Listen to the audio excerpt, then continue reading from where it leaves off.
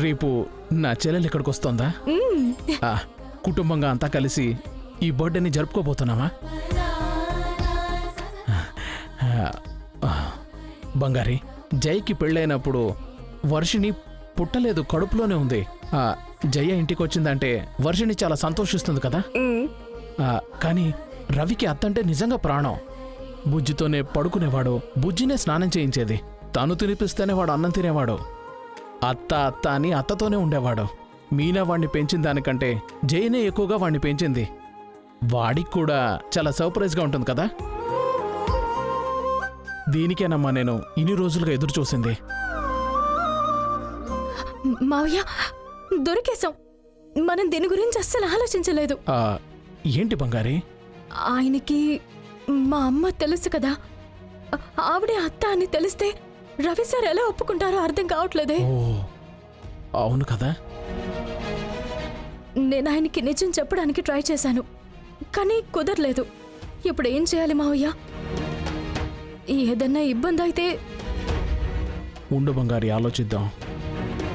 నువ్వు చెప్పేది చూస్తే రవి ఉంటే ఖచ్చితంగా ప్రాబ్లం అవుతుంది. ఈ ఫంక్షన్ బాగా జరగదు, అందరికీ తెలిసిపోతుంది, పెద్ద గొడవ అవుతుంది. సరే వదిలేయమ్మా, నేను చూసుకుంటాను. ఏదైనా ఆలోచిద్దాం.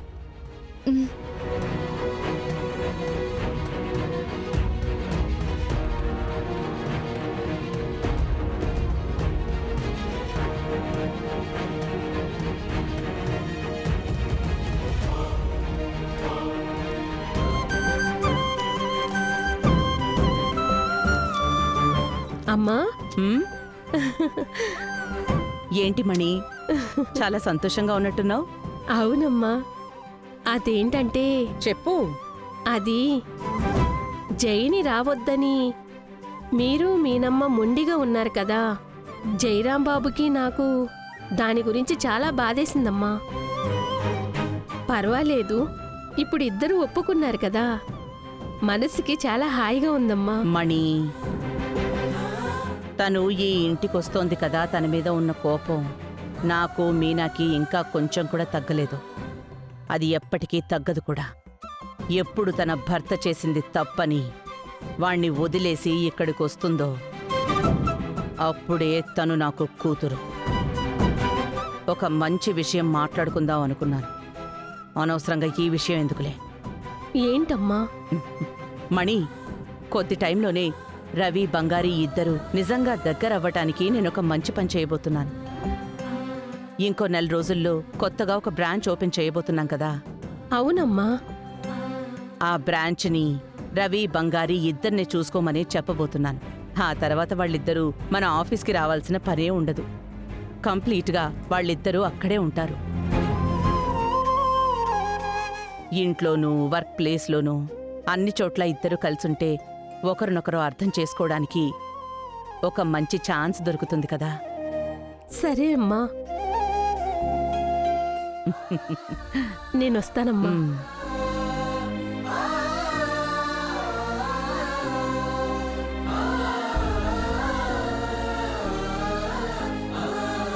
అమ్మేమో రాబోతోంది. రవి సార్ కూడా ఒకంత పాజిటివ్గానే మాట్లాడుతున్నారు. అమ్మ గురించి రవి సార్కి నిజం చెప్పేద్దామా?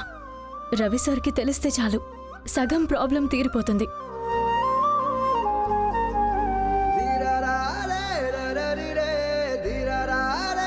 బంగారి, రవి సార్. చెప్పు బంగారి. ఏంటి, నాన్న ఓకేనా? అంటే బర్త్డే వద్దు ఏమొద్దు అని అంటున్నారని విన్నాను. ఇప్పుడంతా ఓకే అయింది సార్. మీ నాన్నగారు చాలా సంతోషంగా ఉన్నారు. అవునా? నేను మీతో ఒక విషయం చెప్పాలని చెప్పాను కదా. అవును, ఆ రోజు ఏదో చెప్పబోయావు కదా, ఏంటి విషయం చెప్పు బంగారి. రవి సార్, మీ బుజ్జి అత్తయ్య ఉన్నారు కదా. ప్లీజ్ బంగారి, వద్దు. కొద్ది రోజుల వరకు ఆవిడ పేరు ఇంట్లో ఎత్తద్దు. కాదు సార్. వద్దు బంగారి, ఆవిడ గురించి మాట్లాడితేనే ఎవరికి నచ్చదంటే నువ్వు మాత్రం ఆవిడ గురించి ఎందుకు మళ్ళీ మళ్ళీ మాట్లాడుతూనే ఉన్నావు? వద్దు బంగారి, వదిలేసి. ఆవిడెక్కడో తన మానం తను ఉండని. ఆవిడ గురించి మనం అసలు ఆలోచించనే వద్దు. మన లైఫ్ని మనం చూసుకుందాం.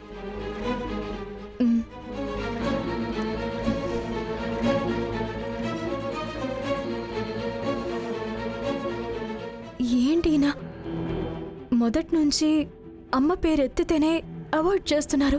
ఒకవేళ ఈయనకి అమ్మ నచ్చలేదా?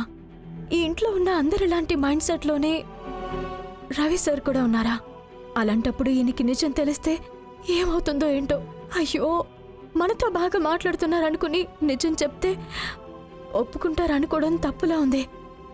ఇప్పుడు ఏం చేయాలి? ఏమైంది బంగారి? మావయ్య, మనం అనుకున్నట్టు కాదు మావయ్య.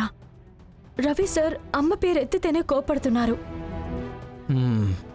అవును, ఈ ఇంట్లో ఎవరికి నా చెల్లి నచ్చలేదు. వాడికి మాత్రం ఎలా నచ్చుతుందమ్మా? చిన్న వయసు నుంచే వాడిని అలా తయారు చేసుంటారు. లేదు మావయ్య, నేనసలు రవి సార్ అలా ఉండరు అనుకున్నాను. అమ్మ ఆయన్ని ప్రేమగా పెంచింది అని చెప్పారు కదా, అంతా చెప్పారు కదా అని నేను ఆయనకి నిజం చెప్దామని వెళ్ళాను. అయ్యయ్యో, వద్దమ్మా.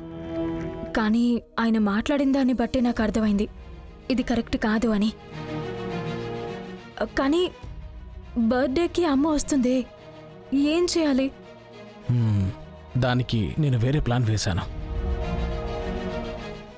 రవి, రవి, మావయ్య ఏంటి? కాస్త ఓపిక పట్టు. నాన్నా,